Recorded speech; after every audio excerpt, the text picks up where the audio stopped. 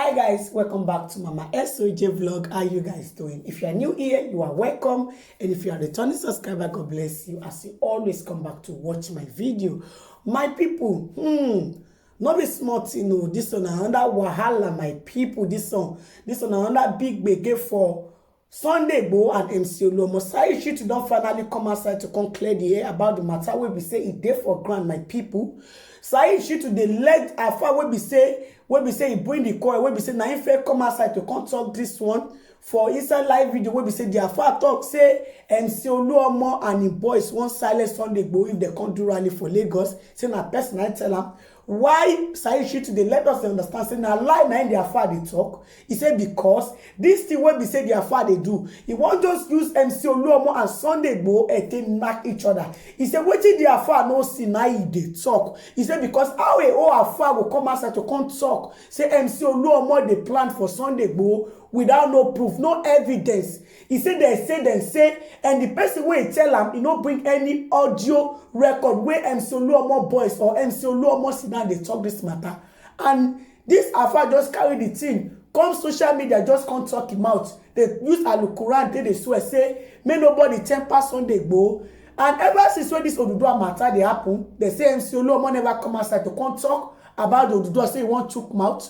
He say this afar no be small thing wey be say Saheed Shittu talk about this afar. My people, make I leave una. Make una hear wetin Saheed Shittu talk about this afar, my people, wey be say he thought say the afar na wan bring confusion between MC Oluomo and Sunday Igboho, my people. And me no forget to let me know wetin una think for the comment section, my people. Make I leave una, make una hear wetin Saheed Shittu talk about MC Oluomo and Sunday Igboho.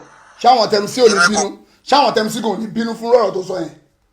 Ọ̀rọ̀ báyìí lẹ́ ń pe ogun, ẹ̀yin lẹ́ ń pogun, ẹ̀yin lẹ́ ń pogun wá bá ṣe Sunday Igboho. Wọ́n ń jà báyìí, wọ́n ń jà báyẹn rárá.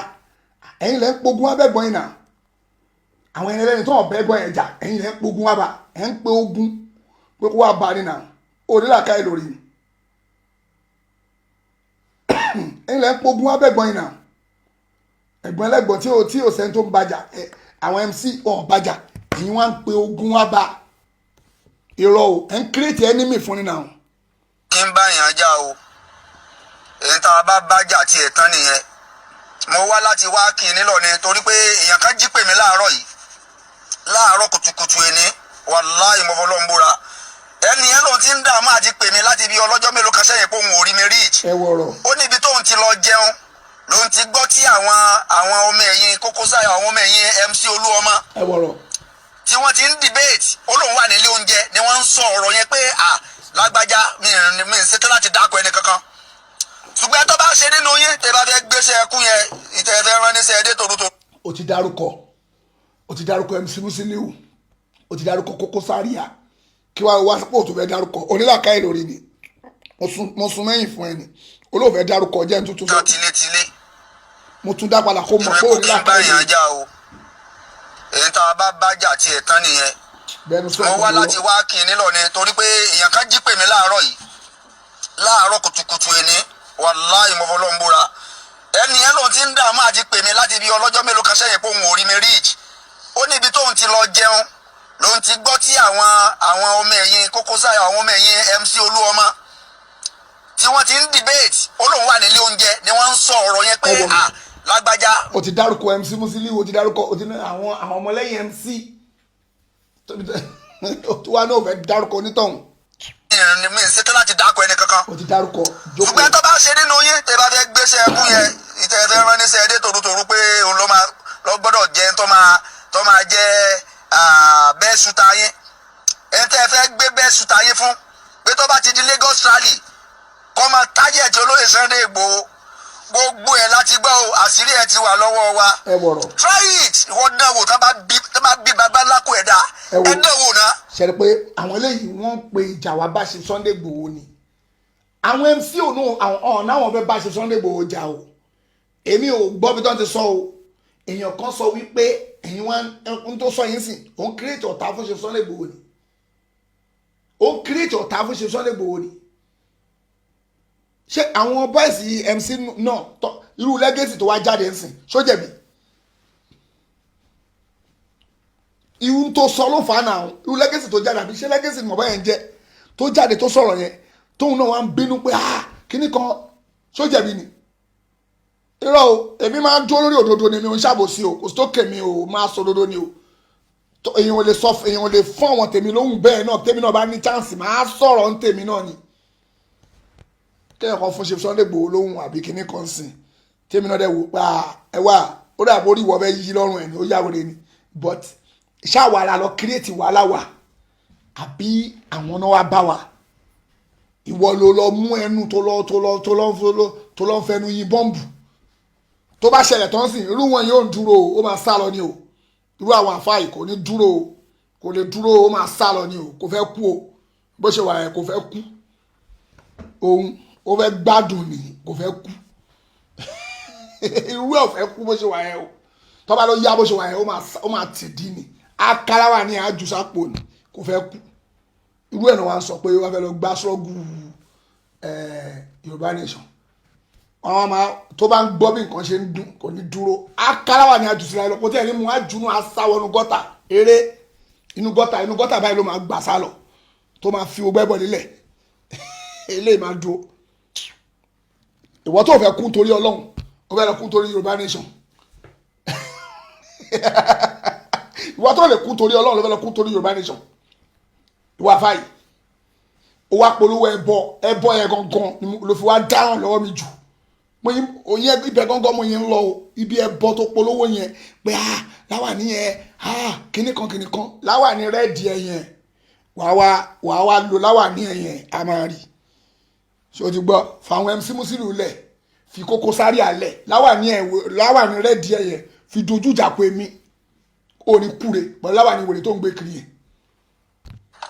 ẹ máa gbóòórùn ara yín ìgbà yẹn lẹ́yìn mọ̀ pé ẹni Ọlọ́run bá ń bẹ lẹ́yìn rẹ̀ wàláhì kò ní firú ẹni bẹ́ẹ̀ sílẹ̀ gbogbo ayé gbogbo mẹ̀kúnnù gbogbo àfá gbogbo pásítọ̀ ní ṣàdúrà fún olóyè Sunday Igboho unlike you people tó jẹ́ pé greediness ti báyé yín jẹ́ ìmọ̀ tara ẹni nìkan ti báyé yín jẹ́ ẹ ń jẹun àrámù ẹ ń mumi àrámù ẹ ń gbégbé ayé àrámù ẹ wá ń kó hòtẹ́ẹ̀lì ńláńlá kiri ẹ ń kọ́lé ńláńlá kiri àwọn ọ̀bẹ̀rù ẹnì kankan yín o àbẹ̀rù ẹnì kankan yín abẹ̀rù Ọlọ́run tó dá wa tó sì ní ẹ̀mí wa ẹni bá bí dáa nínú yín gbogbo plan yín lórí Lagos rally àṣírí rẹ̀ ń tún lé wa lọ́wọ́ gbogbo plan yín lórí Lagos rally àṣírí rẹ̀ ń tún lé wa lọ́wọ́ ṣùgbọ́n mo wà force láti jáde ní gẹ́gẹ́ bí ìmísí Ọlọ́run àti ìdáyàtọ̀ Ọlọ́run fún mi nírọ̀lẹ́. mímísí Ọlọ́run ọba mi sí ẹ Ọlọ́run ó máa sọ pé Ọlọ́run sọ fóun pé màá mú un bọ̀.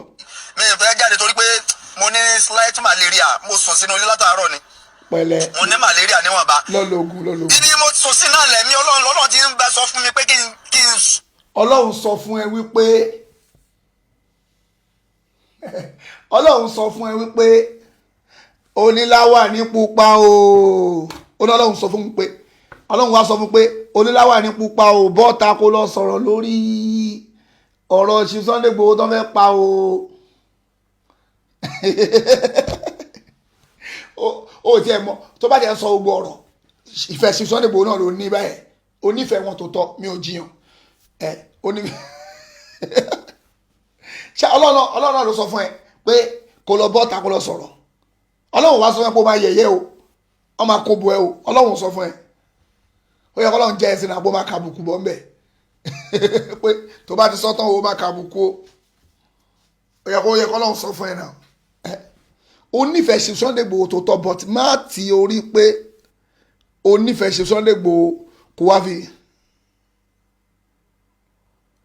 ó wá torí pé ó nífẹ̀ẹ́ Chief Sunday Igboho kó wá máa ṣe wọ́nrọ̀wọ́nrọ̀ má ṣe wọ́nrọ̀wọ́nrọ̀ ṣùgbọ́n ẹ̀yin tẹ́ bá bẹ ebú ń bẹ àwa máa ń blọ́ọ̀kì yàn lórí platform wa ń bí o tó bá ṣe wọ́nrọ̀wọ́nrọ̀ a máa blọ́ọ̀kì ẹ̀ mo ti blọ́ọ̀kì ẹ̀ ń sìn pẹ̀lú gbogbo wọ́nrọ̀wọ́nrọ̀ tó ń ṣe jákujàku ẹ̀ èmi ò ráyè shit mo ń blọ́ọ̀kì yín lọ ní tó bá ṣe wọ́nrọ̀wọ́nrọ̀ ń bí èmi máa blọ́ọ̀kì ẹ̀ ní tó kọ́ mi pẹ̀lú ẹ̀ tó bá ti ṣe wọ́nrọ̀wọ́nrọ̀ lórí platform wa ń bí a máa blọ́ọ̀kì ẹ̀ ní àwọn èmi gangan máa blọ́ọ̀kì àwọn admin wa ń bẹ tó máa blọ́ọ̀kì but èmi gangan mo fast in blocking mo ráyè òṣì Ọlọ́run ọba wa sọ fún ẹ. kí n jáde kí n fún yín ní mọ́nì. mi ń bọ̀ Ọlọ́run sọ fún ẹ pé mi ń bọ̀. ẹ ń gbégbé ayé àrámù ẹ wá ń kó tẹ́ ńláńlá kiri ẹ̀ ń kọ́lé ńláńlá kiri àwọn ọ̀bẹ̀rù ẹnìkankan yín o àbẹ̀rù ẹnìkankan yín àbẹ̀rù Ọlọ́run tó dá wa tó sì ní ẹ̀mí wa ẹni bá bí dáa nínú yín. ẹ wo bóyá ń sọ̀rọ̀ ọ̀rọ̀ tó ń sọ yẹn o mọ̀ pé òun pe ogun nìyẹn òun pòkì wọn nìyẹn òun pòkì wọn pé ẹni bá bí dáa nìyẹn wá bá wa ṣé Sunday Igboho ló sọ bẹ́ẹ̀ ṣé Sunday Igboho ni àwọn fẹ́ lọ ṣe rálì lẹ́kọ̀ọ́ tí bá wà lẹ́kọ̀ọ́ máa sọ̀pọ́tì wọn wàláì máa lọ tó jẹ́ pé peaceful àlọ́jà àlọ́jà wòlẹ̀ síjà pé òkè o abẹ́ dá dúró ní o ẹ sọ̀pọ́tì wa jẹ́ gbogbo á dá dúró o ìdíre tá a fi dá dúró wọ́n yàn wá jẹ́ o ìdíre o òkè ohun tó ń fẹ́ lọ ṣe nìyẹn wọ́n lọ bá gọ́ọ̀mẹ́ntì official pé protest rally yàtọ̀ sí protest rally pé àdúpẹ́ fọlọ́run abẹ́ dá dúró ní o protest ni pé àgbà káwá gbé placard pé ànígbà o ìyẹn ni protest yàtọ̀ sí rally palọ ṣe rally pé kinní kan ìyẹn ti yàtọ̀ ok.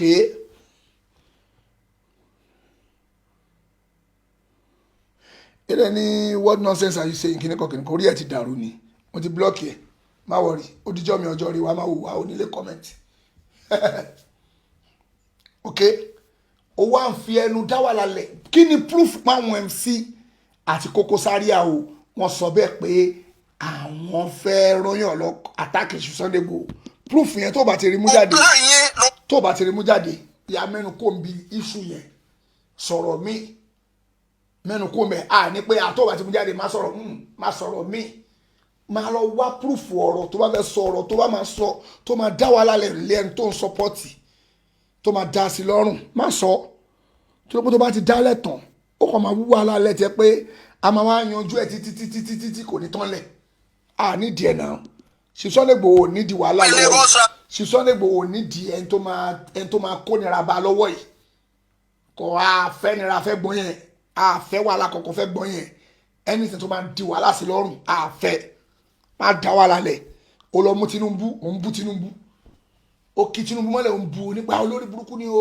kíníkan ó ṣépèlé bàbá ẹ̀ àwọn ọmọ tiẹ̀ náà wá dákẹ́ irọ́ o má dá wàhálà lẹ̀ Tinubu ní tiẹ̀ bàbá wa Tinubu wọ́n ní tiwọn lára but kò ń ṣẹnu ti wọ bí wọ́n ṣe gbé ọ̀rọ̀ yẹn kọ́ ló máa ṣe gbé ṣé o ti gbọ́ ààrẹ eléyìí yàtọ̀ sọ̀rọ̀ ẹ̀sìn o tó bá yẹ pọ́rọ̀ ẹ̀sìn ni ọ̀tọ̀ ni o lè sọ̀rọ̀ sáwọn àfáà tó bá fẹ́ kobo wọn tó ń ṣe tí ò dánú ẹ̀ sọ bẹ́ẹ̀ sì jẹ́ ṣùgbọ́n àwọn eléyìí ẹ̀mí ẹ̀ máa fi ta bàbá Jẹ̀bú tó tọrọ gbọ́ lẹ́nu mi yẹn. ń tún lé wa lọ́wọ́ gbogbo plan yẹn lórí Lagos rally àṣírí rẹ̀ ń tún lé wa lọ́wọ́ ṣùgbọ́n mo wà force láti jáde ní gẹ́gẹ́ bí ìmísí Ọlọ́run àti ìdáyàtọ̀ Ọlọ́run fún mi nírọ̀lẹ́ yìí mi ò fẹ́ jáde torí pé mo ní slight malaria mo sùn sínú ilé látàárọ̀ ni mo ní malaria níwọ̀nba ibi mo sùn sí náà lẹ́mí Ọlọ́run ti ń bẹ sọ fún mi pé kí n jáde kí n fún yín ní warning ẹ̀mí Ọlọ́run ẹni a bá bí baba ńlá kú rẹ̀ dá nínú yín. ẹ̀mí Ọlọ́run. ẹni a bá bí ìyá ńlá ya rẹ̀ dá ìyá ńlá kú rẹ̀ dá nínú yín. ẹ wọ̀rọ̀. ẹ tíráyì rẹ̀ ẹ gbòòrò ara. ṣe pé òun ló ń pe ogun wá bá ṣe Sunday Igboho má pe ogun wá bá ṣe Sunday Igboho ìyẹn làwa sọ fún ẹ má pe ogun wá bá wọn má pe ogun wá bẹ́gbọ́n yẹn torí pé ẹ̀gbọ́n yẹn ò lọ jà lẹ́kọ̀ọ́ ṣe Sunday Igboho ò lọ sẹ́kọ̀ọ́ lọ jà o wọ́n ń lọ fún peace ni o peaceful rally náà ń lọ fún àwọn MC ò dẹ̀ ní pé kẹ́gbọ́n yẹn má wá sẹ́kọ̀ọ́ má wá pe ogun wá bẹ́gbọ́n yẹn rárá ìyẹn làwa ń sọ fún afa. Lagos rally is a must. Nobody can kill olóyè Sunday Igboho. bẹ́ẹ̀ni confam. I'm very sure. àfọlọ́hún. ẹni Ọlọ́run ọba mú kò sẹ́ni tó lè mú ẹni Ọlọ́run bá ń bẹ lẹ́yìn rẹ̀ kò sí bàbá ńlá kó ẹni tó lè fẹ́ yí ẹ lélẹ̀. bẹ́ẹ̀ni. ẹ bá dán o ẹ máa dán tán. ẹ bá dán o. fàwọn ẹlẹ́ni lẹ̀ wọn náà wọ́n fẹ́ àtàkì ẹ̀gbọ́n yẹn ìyẹn làwọn dúró fún ẹ̀ ìyẹn làwọn dúró lé lórí ṣé o ti gbọ́ wọn náà wọ́n fẹ́ lọ àtàkì ẹ̀gbọ́n yẹn wọ́n máa pè wọ́n wá pé kọ́ wọ́n àtàkì ẹ̀gbọ́n yẹn ọ̀rọ̀ tó ń sọ yẹn òun pé ogun yẹn kọ́ wọ́n bá yín jà àjà wọn ò jà ṣe Sunday Igboho àti MC wọn ní problem ìyẹn là ń sọ fún yẹn. We are planning on Lagos rally. We are planning on it. Day and night we are planning. ṣé wọ́n sọ pé kọ́ máa wá sẹ́kọ̀ọ́ ni èmi ń retí ibi tó ń ti fẹ́ sọ mò ń retí ẹni tó máa sọ pé ẹ má wá sí kó wọ́n sọ bẹ́ẹ̀ náà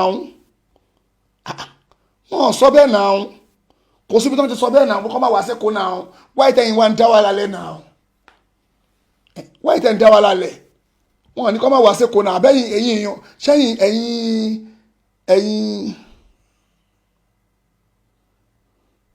ẹ̀yìn tẹ́ wà ní